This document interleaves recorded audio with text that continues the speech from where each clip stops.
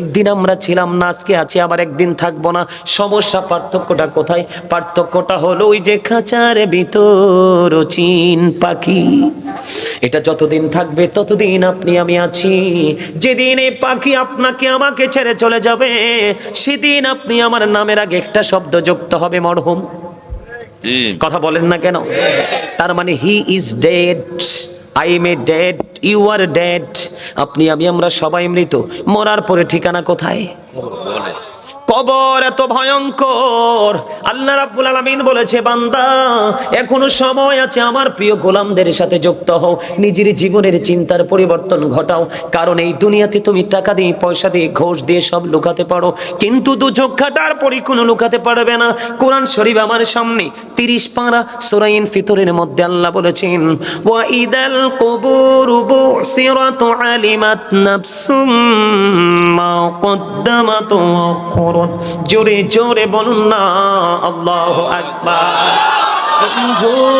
ও মধ্যম বিজয়পুরের মানুষ, ও মধ্যম বিজয়পুর পূর্বপাড়া, মধ্যম বিজয়পুর পূর্বপাড়া সমনি মাদ্রাসা প্রাঙ্গণ বা পূর্বপাড়ার মানুষ, আমার ভাই, আমার বাবারা, আমার মা বোনেরা, আমি সবাইকে ডেকে ডেকে বলবো, হৃদয়ের জানালা খুলে শোনো। তুমি যখন কবরে যাবে, কবর একদিন ওপেন হয়ে যাবে রে। আমার আল্লাহ বলে দিচ্ছে, বান্দা সেদিন তুমি কি করেছো আর কি করনি, সব তোমার সামনে প্রকাশ করে দেওয়া হবে। তুমি সবকিছু দেখতে পাবে, সবকিছু জানতে পারবে, এড়িয়ে যাওয়ার কোনো সুযোগ নাই। কারণ আল্লাহ বলেছেন, ইন্না বাতশা রাব্বিকা লাশাদীদ, আল্লাহর ধর, আল্লাহর পাকড়াও বড় শক্ত। ঠিক কিনা বলেন? বন্ধু, আমি যদি যাইতে থাকি, যাইতেই থাকবো, মূল জায়গায় যেতে পারবো না। আপনারা কি আমাকে একটু সময় দিবেন? আপনাদের যে হুজুর দাওয়াত দিয়েছেন, অত্যন্ত ভালোবেসে দাওয়াত দিয়েছেন, আমিও হৃদয় থেকে আলোচনা করতে এসেছি। বন্ধু, আপনারা আমার দিকে তাকান। আল্লাহ বলেছেন, ফাদকুরুনি আযকুরুকুম ওয়াশকুরুলি ওয়ালা তাকফুরুন। আল্লাহ বলেছেন, remember me then I will remember you. আল্লাহ বলেছেন, তোমরা আমাকে স্মরণ করো, আমি তোমাদেরকে স্মরণ করব। তার মানে আপনি যখন পৃথিবীতে বসে বসে আল্লাহর জিকির করবেন, আল্লাহ রহমতের ফেরেশতাদেরকে নিয়ে আপনার জিকির করতে থাকবে।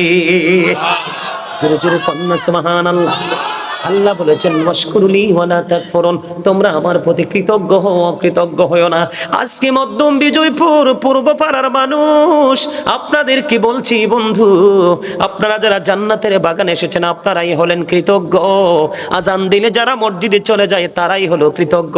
আর যারা হাইয়া আলাস সালাত ধ্বনি শোনার পরেও মসজিদের দিকে যায় না, মাহফিলে আহ্বান করার পরেও মাহফিলে আসে না, তারা অকৃতজ্ঞ।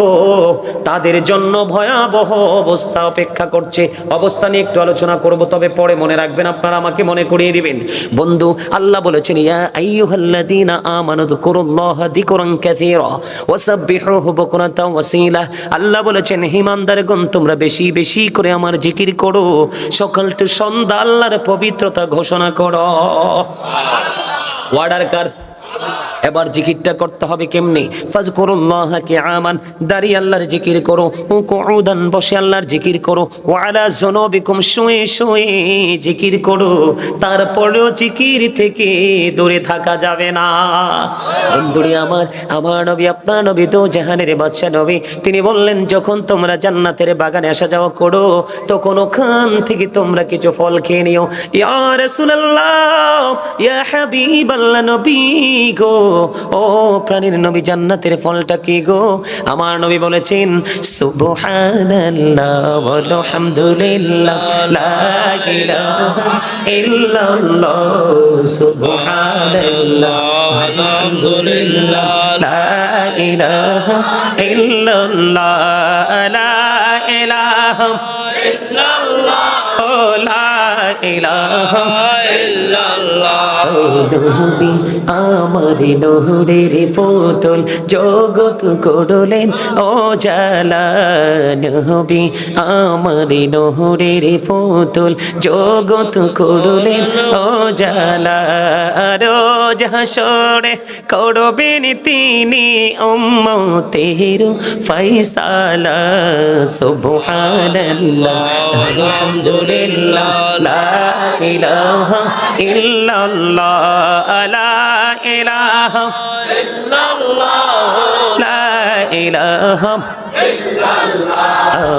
আরশি কুরসি লৌহ কলম সৃষ্টি যাহার ওসিলা আরশি কুরসি লৌহ কলম সৃষ্টি যাহার ওসিলা যে আল্লাহ খুশি হইয়া নাম রাখিলেন হাবিবুল্লাহ সুবহানাল্লাহ আলহামদুলিল্লাহ লা ইলাহা ইল্লাল্লাহ সুবহানাল্লাহ আলহামদুলিল্লাহ লা ইলাহা ইল্লাল্লাহ লা ইলাহা ইল্লাল্লাহ লা ইলাহা আনা মেরি সাথী নবমি সাইয়া যারে আল্লাহ পাঠাইলা না মেরি সাথী নবমি সাইয়া যারে আল্লাহ পাঠাইলা আরে যে আল্লাহ দোস্ত বলে তাহার প্রেমে মজিলা সুবহানাল্লাহ আলহামদুলিল্লাহ লা ইলাহা ইল্লাল্লাহ সুবহানাল্লাহ আলহামদুলিল্লাহ লা ইলাহা ইল্লাল্লাহ লা ইলাহা ইল্লাল্লাহ মুহাম্মাদুর রাসূলুল্লাহ সাল্লাল্লাহু আলাইহি ওয়াসাল্লাম। বন্ধুরে আমার, প্রত্যেকটা মেশিনকে ক্লিয়ার করার একটা যন্ত্র থাকে কি থাকে না? আমার নবী, আপনার নবী, দু জাহানের বাদশা নবী, তিনি বলে দিয়েছে প্রত্যেকটা মেশিনকে, প্রত্যেকটা জিনিসকে ক্লিয়ার করার একটা যন্ত্র থাকে। ঠিক তেমনি মানুষের মনের গলের ময়লা দূর করার যন্ত্র হলো মাওলার জিকির। জিকা ইজ দ্য হার্ট মেডিসিন। জিকির হলো হার্টের ঔষধ। এই জ্যাকেটওয়ালা, stand up, you stand up, দাঁড়াও। এই তুমি দাঁড়াও, আসো আমার কাছে, আসো, এদিকে আসো। হ্যাঁ, তাড়াতাড়ি কুইকলি আসো, এদিকে আসো, এদিক দিয়ে। নে বসো তুমি। তুমি হইছো স্বাস্থ্য ভাই না, তুমি পিস্তল ভাই। কি ভাই? ডিস্টার্ব। পিস্তল মানেই তো ডিস্টার্ব না? যার দিকে উঠবে তার কপাল ফুটো হয়ে যাবে, ঠিক না? ভালো করছি না কাজটা? একটা যুবতী মেয়ের সাথে থাকে একটা শয়তান, আর একটা যুবকের সাথে থাকে 10টা শয়তান। এটা আমার কথা নয়, হাদিস শরীফের কথা। এই জন্য তাকে ডেকে আমি আমার সামনে নিয়ে আসছি, কারণ এটা তার দোষ না, তার বয়সের সাথে এই শয়তান কাজ করে। এই জন্যই আপনাদেরকে বলছি, আপনারা কাছাকাছি হয়ে বসেন, শয়তান যেন আপনাদেরকে অসহসা দিতে না পারে, আর পলকহীন দৃষ্টি যেন আমার দিকে থাকে। আপনারা কি কষ্ট পাইছেন তারা এখানে নিয়ে আসাতে? আমার সামনে যদি এখন 1 লক্ষ মানুষ থাকতো, 1 লক্ষ মানুষকে আমার 2 চোখের মনিতে বন্দি করে আমি আলোচনায় ঢুকতাম। এটাই আমার ধর্ম। আপনারা অনলাইনে দেখবেন, দয়া করে আমাকে পছন্দ করে নয়, শুধু ডিসিপ্লিনটা দেখার জন্য লক্ষ লক্ষ মানুষ আমার প্রোগ্রামে আসে। দেখবেন বিন্দু পরিমাণ কোনো বেয়াদবি নেই, কারণ বক্তা যেমন তার শ্রোতাও, ঠিক কিনা বলেন? গাছ যেমন তার ফলও তেমন, পিতামাতা যেমন তাদের ওদর এবং ওরসের সন্তানও তেমন, ঠিক না? খাবার খাইতেন না? বন্ধুরে আমার, আমি আলোচনা করতে চাই, লাইনটাকে ক্রস করতে চাই না, কারণ সময় খুবই অল্প, কাজ অনেক বেশি। বন্ধু, তোমরা মনে করো পৃথিবী সুন্দর, তোমরা মনে করো দুনিয়াটা সুন্দর। বন্ধু, দুনিয়া সুন্দর নাই রে, ইসলামের পুরোই প্রতিকূলে চলে গেছে। সকাল থেকে বিকাল পর্যন্ত ইসলামের রঙে রঙিন মানুষ পাওয়া খুবই মুশকিল। বিশেষ করে এই যে ইয়াং যুবকেরা, তারা একেবারেই 100% না 99% ধ্বংসস্তূপে পরিণত হয়ে গেছে। কারণ বন্ধু, মুরব্বীদের অন্তর খুঁজলে বন্ধু আছে ভালোবাসা ভরা। বর্তমান যুবক যুবতীদের অন্তর খুঁজলে দেখা যায় হিংসা, নোংরামি আর আত্মগরিমায় ভরা। যুবকদেরকে শুধু ধ্বংস করে দিয়েছে, তারা কিন্তু গুড ক্যারেক্টার থেকে ক্যারেক্টারলেস হয়ে গেছে। উত্তম চরিত্রবান সন্তান থেকে চরিত্রহীন সন্তান হয়েছে। মোবাইল নামক এক অভিশপ্ত বস্তু, ও বন্ধু, মানুষের ভিতর বাহির সব কিছুকে নোংরা করে দিয়েছে। তোমরা মোবাইল চালাবে যখন, তোমরা আলেমদের সাথে সম্পর্ক রাখবে, তাদের জলসায় যখন আসবে, যেমন তেমন আলেম হলে চলবে না, কিন্তু উল্টাপাল্টা বয়ানও কিন্তু স্টেজে বসে তেমন বক্তাও আছে। এইরকম হবে না, যোগ্য আলেমদের সাথে যুক্ত হয়ে যাও। তুমি মোবাইল চালানোর সময় কন্ডিশন পাবে, হাঁটার সময় তুমি কন্ডিশন পাবে, খাও পাবে, রাস্তায় হাঁটার সময় তুমি সেই কন্ডিশনটা কি মেনে নিতে পারবে। আলেম ছাড়া তোমার উপায় নাই। পৃথিবীর ডাক্তার হোক, এমপি হোক, মন্ত্রী হোক, এসপি হোক, ডিসি হোক, প্রধানমন্ত্রী হোক, কোরআন হাদিসের কোথাও লেখা নাই তাদের সাথে প্রেম করলে তুমি জান্নাতে যেতে পারবা। কিন্তু আল্লাহ নিজেই কথা দিয়েছে, আমার গোলামদের সাথে যুক্ত হও আর আমার জান্নাতে চলে আসো। আমি তোমাদের জন্য আমার প্রিয় খাবার তোমাদের জন্য বরাদ্দ করে রেখেছি। কে কে আলোচনা শুনতে ভালো লাগে হাত তোলেন তো। সবাই দুই হাত একটু স্ট্রংলি উঠাতে হবে। আল্লাহু আকবার, ইয়া রাসূলুল্লাহ, ইয়া গাউসালা চন্দ্রস্তগীর, ইয়া গাউসালা চন্দ্রস্তগীর, জিন্দাবাদ জিন্দাবাদ। Thank you very much, you are great my younger brother, absolutely right. আপনাদেরকে হাত তুলে দিতে কেন বলছি জানেন? একটু ফিলিংস দেওয়ার জন্য। একটু লাড়াটারা দিচ্ছেন যে একটু একটু ঝাঁকি চুকি উঠছে, একটু ভাল লাগছে না? মাঝখানে জিকিরের ওয়াজ করছে, আর মাঝখানে একটু ছোট্ট করে একটু গজল গাইব। আপনারা গজল পছন্দ করেন? আমি কিন্তু একজন রাইটার। হ্যাঁ, আমি কিন্তু একজন রাইটার। আমি নিজে লেখি, নিজে সুর দিই, নিজে গাই। কিন্তু একটা গজল আমার খুবই প্রিয়, যদিও এটা আমার লেখা না। একটু গাইবো, পারলে আপনারা আমার সাথে একটু সুর দিবেন। রাজি আছেন? আপনাদের হৃদয়টা, আত্মাটা চাঙ্গা হয়ে যাবে। আমি গাইবো, আপনারা পারলে আমার সাথে পারবেন আশা করি সুর দিতে। পাইলে নিরালাই গো নবী, পাইলে নিরালাই, পাইলে নিরালাই গো নবী, পাইলে নিরালাই। দুই কদমে চুমু খাবো, দুই কদমে চুমু খাবো, চরণে ধুলি মাখবো গায়ে। পাইলে নিরালাই, পাইলে নিরালাই, পাইলে নিরালাই গো নবী। মারহাবা। তাইলে গজল চলবে তো? আর একটু গভীরে ঢুকি, তারপর আরো গজল শোনাবো। আমার এই সিনা পিঞ্জর ভরা আছে। আলহামদুলিল্লাহ বলেন। বন্ধুরে আমার, তাহলে মনের ঘরের ময়লা দূর করতে হলে জিকির করতে হবে। যার সিনা ময়লা মুক্ত, তার সাথে আল্লাহ এবং আল্লাহর হাবিবের প্রেম বন্ধু যুক্ত, ঠিক না? বন্ধুরে আমার, মানুষের কিন্তু দুইটা রূপ। কয়টা? একটা হলো দেহ, আরেকটা হলো আত্মা। একটাকে বলা হয় বডি, আরেকটাকে বলা হয় সোল, ঠিক কিনা?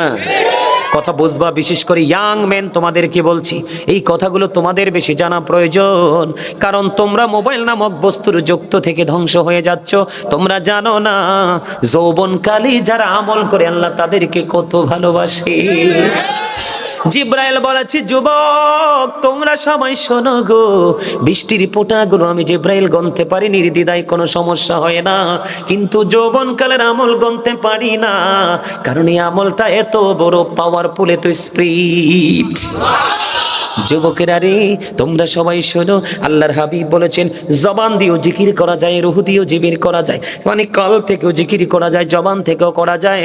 তবে কলব এবং জবান দুটো মিলে যে জিকির করা হয়, ওই জিকিরটাই হলো সবচেয়ে উত্তম জিকির।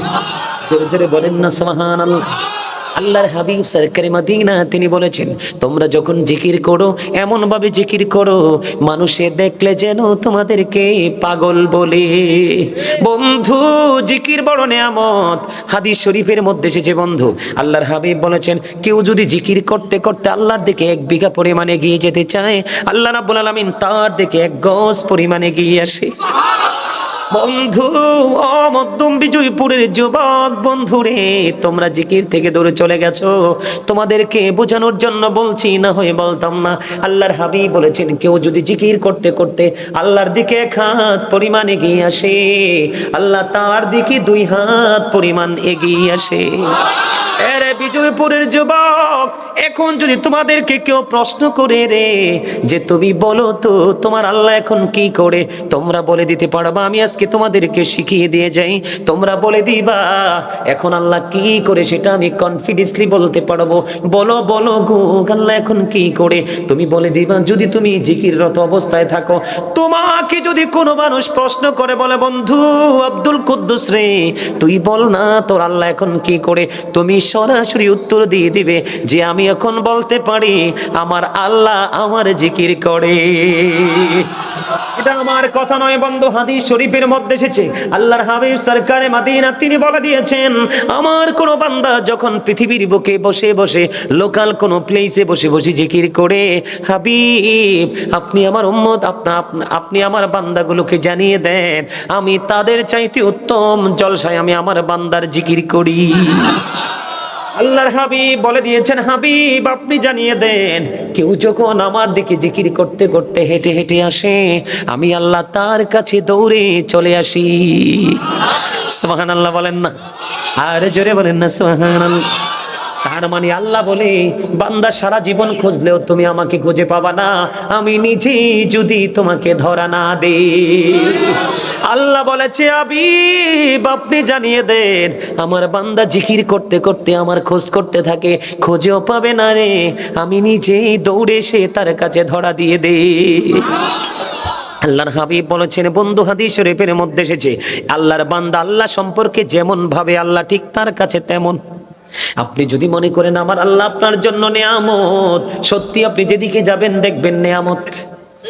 আপনি যদি মনে করেন কিয়ামত, আপনার কোথাও গেলে আপনি নিয়ামত খুঁজে পাবেন না।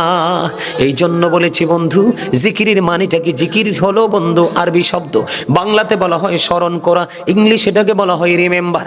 আপনি সুবহানাল্লাহ বলছেন আল্লাহর জিকির, আলহামদুলিল্লাহ বলছেন আল্লাহর জিকির, আল্লাহু আকবার বলছেন আল্লাহর জিকির, লা ইলাহা ইল্লাল্লাহ বলছেন আল্লাহর জিকির। কাউকে সৎ কাজের জন্য ডাকছেন আল্লাহর জিকির, কাউকে অসৎ কাজের জন্য বারণ করছেন আল্লাহর জিকির। যেমনটি বন্ধু এক্সাম্পল যদি দেই, আজকের এই জলসাটাও আল্লাহর জিকিরের জলসা, ঠিক না বেঠি? বন্ধুরে আমার বলে হুজুর প্রতিদিন জিকির করতে চাই। প্রতিদিন জিকির করতে হলে আপনি নামাজে দাঁড়িয়ে যাবেন, কেননা নামাজ হলো আল্লাহর জিকিরের জলসা। যেই আমলটা একই জায়গায় দাঁড়িয়ে এবং বসে সম্পূর্ণ করা হয় বন্ধু, এটাকে বলা হয় আল্লাহর জিকিরের জলসা। আর যেই আমলটা বিভিন্ন জায়গা পরিদর্শন করে সম্পূর্ণ করা হয়, এটাকে বলা হয় মাওলার জিকিরের জলস। যেমন নামাজ হলো আল্লাহর জিকিরের জলসা, আর হজ হলো আল্লাহর জিকিরের জুলুস। সুবহানাল্লাহ বলতে বলতে ক্লান্ত হয়ে গেছে, ক্লান্ত হয়ে গেছে বলে তা আসতে কেন সুবহানাল্লাহ? আমার নবীনে বলছে সুবহানাল্লাহ জান্নাতের ফল জান্নাতীদের জন্য। আপনার তো জান্নাতের বাগানের মেহমান, এইখানে চাইলেও কিন্তু আসতে না পারবে মালিক যদি না চায়। আপনাদেরকে কবুল করেছে এই জন্য এসেছেন, যাদেরকে কবুল করেনি তার আসতে। একজন আলেমের সাথে বন্ধুত্ব হওয়া, একজন আলেমকে হৃদয় থেকে ভালোবাসা, তার সংস্পর্শে থাকা, তাকে টেলিফোন করা, তার খোঁজ খবর নেওয়া, এটা একজন সাধারণ মানুষ হিসাবে তার জন্য বিশেষ একটা নিয়ামত। আর জোরে সুবহানাল্লাহ। বন্ধুরে আমার, আমি আজকে আপনাদের সামনে গুরুত্বপূর্ণ দুইটা বিষয় নিয়ে আলোচনা করব, চিন্তা করে এসেছি। একটা হলো মদ সেবনের নেশাগ্রস্ত হওয়ার যে অপকারিতা। যারা নেশা করে, মদ পান করে যারা নেশাগ্রস্ত হয়, নেশাগ্রস্ত ব্যক্তিরা আল্লাহর কাছে কতটা অপছন্দের, সেই বিষয়ে একটু আলোচনা করব। শুনতে রাজি আছেননি? আরেকটা বিষয় হলো নারী এবং পুরুষ, যুবক এবং যুবতী উভয় বন্ধু পর্দা হারিয়ে ফেলেছে। একটু পর্দা নিয়ে ওয়াজ করবো, রাজি আছেননি শুনতে? ছোট্ট ছোট্ট টপিক আকারে, যেমন দুরুদ নিয়ে ছোট্ট টপিক, জিকির নিয়ে ছোট্ট টপিক, আনুষঙ্গিক আরো কথা তো আছেই, কিন্তু মূল আজকে আলোচনা করেছি দুইটা বিষয় নিয়ে আলোচনা করব, সিদ্ধান্ত করেছি। এর মধ্যে সর্বপ্রথম আলোচনা করব পর্দা নিয়ে, কারণ পর্দা নারী এবং পুরুষ উভয়ের জন্য ফরজ। ইচ্ছে করে ফরজ ছেড়ে দিলে সে কি নেককার না বদকার, জান্নাতি না জাহান্নামী? যদি অস্বীকার করে কাফের, ঠিক না ব্যাঠি? বন্ধু আল্লাহ বলেছেন দুই ধরনের পর্দা। আমার দিকে তাকান, পুরুষের সম্পর্কে আল্লাহ এক ধরনের ওয়াজ করেছেন, নারী সম্পর্কে পর্দার এক ধরনের ওয়াজ করেছেন। আল্লাহ বলেছেন ইয়া বানি আদামা কদ আনজালনা আলাইকুম লিবাসান ইউয়ারি সাওআতিকুম ওয়া রিশান ওয়া লিবাসুত তাকওয়া যালিকা খায়র। জোরে জোরে আল্লাহু আকবার। এটা হলো পুরুষের পর্দার ওয়াজ, আর নারীদের পর্দার ওয়াজ করেছেন আল্লাহ। কি বলবো? ওয়াকারনা ফি বুয়ুতিকুন্না ওয়ালা তাবাররাজনা তাবাররুজাল জাহিলিয়াতিল উলা। এখনকারটা হলো বন্ধু নারীর পর্দার ওয়াজ, একটু আগে যেটা বললাম সেটা হলো পুরুষের পর্দার ওয়াজ। সারা জীবন বন্ধু যুবক তোমরা শুধু নারীদের পর্দার ওয়াজ শুনেছো, আজকে তোমাদেরকে শোনাবো শুধুমাত্র একটা কারণে, তোমরা আমার প্রিয় রে, তোমরা আমার খুবই স্নেহের। কারণ এখানে যারা আছো ম্যাক্সিমামই তোমরা আমার স্টুডেন্টদের তুল্য। যেমন এটা আমার ছাত্র, আবার আমার ছোট ভাই, সে সিসিএন ইউনিভার্সিটিতে পড়ে। আজকে বলছে ভাইয়ের সাথে ওয়াজে যাবো, আসতে সময় পায় না, আজকে বলছি তুই চল, আমার সাথে চলে আসছে। এই জন্য বলছি আপনাদেরকে বন্ধু আমার দিকে তাকান, আমি কি বলতে চাই যুবক, এটা তোমাদের জন্য গুরুত্বপূর্ণ একটা মেসেজ। এই জন্য আমি আজকে ওয়াজের শিরোনাম করেছি কি, ইয়া আইয়ুহাল্লাযীনা আমানু কু আনফুসাকুম ওয়া আহলিকুম নার। আল্লাহ বলেছেন O believers, save yourself and your families from the fire. আল্লাহ বলেছে ঈমানদারগণ তুমি জাহান্নাম থেকে বাঁচো এবং তোমার পরিবারকেও জাহান্নাম থেকে বাঁচাও। আল্লাহ বলেছে মুমিনদেরকে তোমরা জাহান্নাম থেকে বাঁচো এবং তোমাদের পরিবারকেও জাহান্নাম থেকে বাঁচাও। বাঁচবো এবং বাঁচাবো, বাঁচবো এবং বাঁচাবো, এটা হলে আমাদেরকে জানতে হবে সঠিকটা, ঠিক না বেঠি?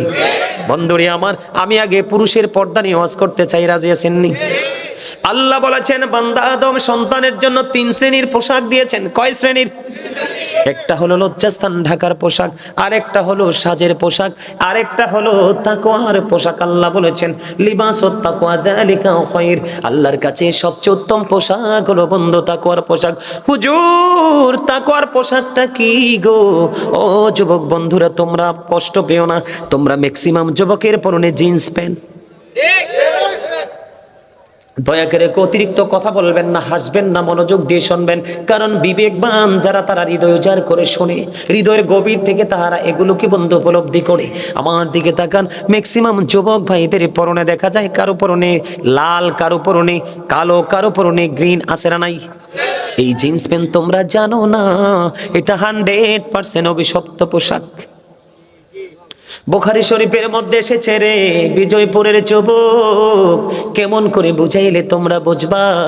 বুখারী শরীফের মধ্যে এসেছে যেই যুবকের উপর দিয়ে পোশাকটা থাকবে নাভির নিচে, নিচে দিয়ে পোশাকটা থাকবে টাকনোর নিচে, ওয়াল্লাহি ওয়াল্লাহি ওয়াল্লাহি আল্লাহর কসম করে বলছি রে, বুখারী শরীফের মধ্যে এসেছে শুধু একটা পোশাকের কারণে ওই যুবক নামাজ পড়ার পরেও সে জাহান্নামে যাবে।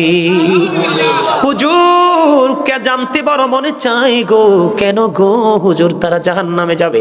কারণ পুরুষের পোশাকটা যে ফরজ বললাম, পর্দাটা ফরজ, এই পর্দাটা কোথায় থেকে কোথায় সীমাবদ্ধতা আমি দিব বন্ধু? আমি তোমাদেরকে বলছি, আমার দিকে সবাই তাকাও।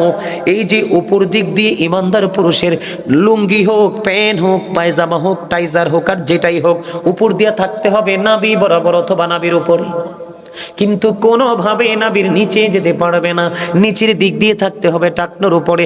এই নাভি থেকে এই নাভির উপরে এবং টাকনোর উপরে একটা পোশাক পরা, এটা এই পোশাকটা পরা পুরুষের জন্য পর্দা, এটাই হলো তার জন্য তোমার আমার জন্য ফরজ।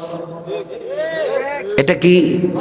এখন আপনারা বলেন যুবকদের জিন্স প্যান্টটা কি নাভির নিচে থাকে না উপরে? হাজার চেষ্টা করলেও প্যান্টটা উপরে উঠানো যায় না, কারণ এটা তো অভিশপ্ত পোশাক, এটা প্ল্যান করে তৈরি করা হয়েছে, ক্রিয়েট করা হয়েছে তাদের বন্ধু মুসলমানকে ধ্বংস করার জন্য। চমৎকার একটা গড একটা প্ল্যানিং। একটা কই জি বলে তোমাকে পোশাক জাহান্নামে নিয়ে যাবে, গড বলছি ভালো, এটা কি ভালো প্ল্যানিং? তুমি কেন বোঝো না? আমি তো একটু তোমাদেরকে একটু ট্রাই করার জন্য বলছি। সবাই কিন্তু চুপ, একজন বলে ফেলছে মিস্টেক, জাস্ট তাই না, স্লিপ অফ টাং। আমার দিকে তাকান বন্ধু, সময় খুবই অল্প, কাজ অনেক বেশি। আমি আপনাদেরকে বলে দিতে চাই, বলে হুজুর এই পোশাকটা তৈরি করলো কে? এই পোশাকটা তৈরি করেছে বন্ধু বেঈমান কাফেরেরা।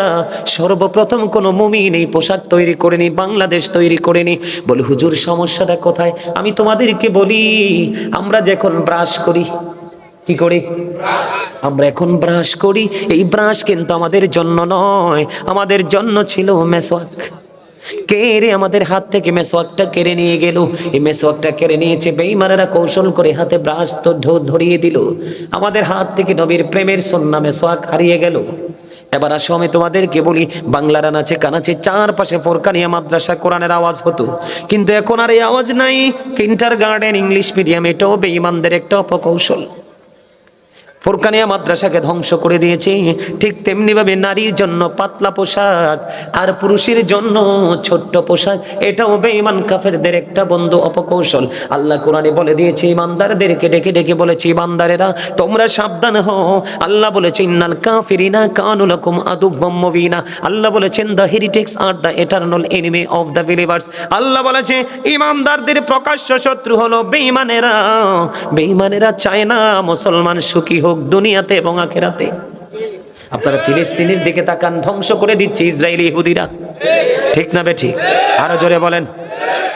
এই জন্য বলছি যুবক, তোমরা যে জিন্স প্যান্টটা পরে মসজিদে যাও, আমি পরে আসছি, তার আগে আমি তোমাদেরকে বলে দিতে চাই, সাবধান করতে চাই, যদি তোমরা বিবেকবান হও আজকে থেকে অভিশপ্ত পোশাক ছেড়ে দেবে, আর বিবেকহীন হলে তোমরা পড়তে থাকবে। তবে ইনশিওর করে বলেছি, কোট করে বলছি, বুখারীতে এসেছে, আমি নিজের দুইটা চোখ দিয়ে দেখে হাদিসটা পড়েছি, ওই পুরুষগুলো জাহান্নামে যাবে, কেউ তাদেরকে বাঁচাতে পারবে না।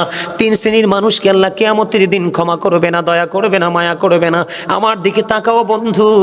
1 শ্রেণীর মানুষ হলো যারা অহংকার করে করে টাকনুর নিচে ঝুলিয়ে ঝুলিয়ে পোশাক পরে, নাউজুবিল্লাহ বলেন না। লুঙ্গি হোক, পেন হোক, পায়জামা হোক, ট্রাউজার হোক, যেই কোনো পোশাকই হোক।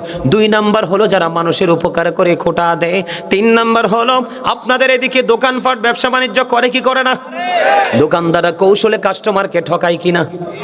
পচা জিনিস দিয়ে দেখ কাস্টমারের মনের অজান্তে দেয় কি দেয় না? মূল কথা হলো মিথ্যে কথা বলে ঠকিয়ে ঠকিয়ে যারা টাকা উপার্জন করে, তাদের কোনো ক্ষমা নাই রে। ও বন্ধু, মসজিদে নববীর মধ্যে আমার নবী অবস্থান করতেছে, হঠাৎ করে এক জনৈক ব্যক্তি এসে নামাজের নিয়ত বেঁধে ফেললো। কথা বুঝবেন কিন্তু, গুরুত্বপূর্ণ হাদিস। তিনি নিয়ত বেঁধে ফেললেন, নিয়তটা বাঁধার পরে আমার নবী ডাক দিয়ে বললেন, তুমি ওযু করে আসো। লোকটা তো নিয়ত বেঁধে ফেলেছে, তিনি নামাজ নিয়ত ভেঙে ওযু করতে গেলেন। ওযু করে এসে তিনি আবার বন্ধু নামাজের নিয়ত বাঁধলেন। আল্লাহর হাবিব বললেন, তুমি ওযু করে আসো। তিনি তো নামাজের নিয়ত বেঁধে ফেলেছে, আবার নামাজের নিয়ত ভেঙে তিনি ওযু করতে গেল। ওযু শেষ হওয়ার পরে বন্ধু আবার তিনি নামাজে এসে দাঁড়ালেন, ওযু করে এসে তৃতীয়বার বললেন, ওযু করে এসো। আরেকজন নবীকে প্রশ্ন করলেন, ইয়া রাসূলুল্লাহ, ইয়া হাবিবাল্লাহ, নবী গো, ও প্রাণের নবী, বারবার কেন গো বলছেন ওযু করার জন্য? আমার নবী বললেন, রে আমি বারবার কেন বলছি ওযু করার জন্য? তোমরা জানো না সেই যে পোশাকটা পরেছে শরীয়তের সীমা লঙ্ঘন করেছে। আল্লাহ রাব্বুল আলামিন পবিত্র কালামে হাকিমে বলে দিয়েছেন, উপর দিয়ে নাভির উপরে থাকতে হবে বা নাভি বরাবর থাকতে হবে, নিচের দিক দিয়ে এটা টাকনুর উপরে থাকতে হবে।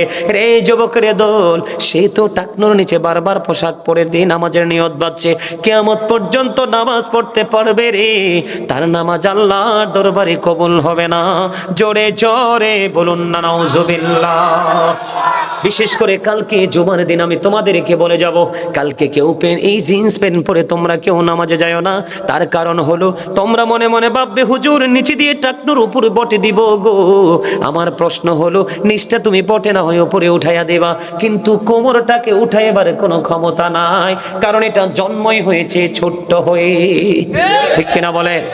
বলে হুজুর ঢাকা থাকবে, ঢাকা থাকলেও তোমাকে মনে করতে হবে আল্লাহ বলেছে বরাবর বা উপরে রাখো, তোমার ইখতিয়ার নাই এটাকে নিচে রাখার। নিচে রাখা মানি হলো আল্লাহর অর্ডারকে তুমি উপেক্ষা করা, ঠিক কিনা বলেন? আমার কথা কি আপনাদের বুঝে আসে? এবার হযরতে আবু বকর সিদ্দিক রাদিয়াল্লাহু তাআলা আনহু প্রশ্ন করলেন, ইয়া রাসূলুল্লাহ, নবী গো, প্রাণের নবী, জানতে বড় মনে চায় গো, আমি সব সময় আমার পোশাকটা টাকনুর উপর রেখে পড়ি গো নবী, মনের অজান্তে এটা টাকনুর নিচে চলে আসে। ইয়া রাসূলুল্লাহ, আমি কি সাজার অন্তর্ভুক্ত হব? আমার নবী বললেন, না না, যারা ইচ্ছে করে জেনে বুঝে টাকনুর নিচে পড়ে তারা সাজার অন্তর্ভুক্ত, কিন্তু যাদের পোশাকটা টাকনুর নিচে চলে যায়, মনে যখন হয় আবার তারা উপরে ওঠায়, তাদের জন্য কোনো সাজা নাই। আমি তোমাদেরকে বলি যুবক, তোমরা যে টি শার্ট পরে যাও, একটা কোল গলার হলা গেঞ্জি পরে যাও, তোমরা জানো না তোমরা যখন রুকুতে যাও, তোমরা রুকুতে যাওয়ার পরে রুকুতে যখন যাবে 100% বলছি রে, পিছনের কাতার থেকে নিশ্চিত তোমার লজ্জাস্থান মানুষ দেখতে পায়। কথা বলেন না কেন? আমার কথা কি আপনাদের বুঝে আসে? এটা আমার কথা না, কোরআন হাদিস থেকে সংগ্রহ করা বন্ধু। যার লজ্জা নাই তার ঈমান নাই, যার ঈমান নাই তার আমল করে কোনো লাভ নেই। কথা বলেন না কেন? কখনো কোনো মুমিন তার এই গোপন অঙ্গ অন্যকে দেখাইতে পারে না। এখন দেখাইলে সমস্যাটা কি? তোমার গোপন জায়গা ঢেকে রাখার জন্য আল্লাহ পোশাক দিয়েছে। কারণ আল্লাহ রাব্বুল আলামিন বলে দিয়েছেন, বলবো লাকাদ খলাকনাল ইনসানা ফি আহসানি তাকওয়িম।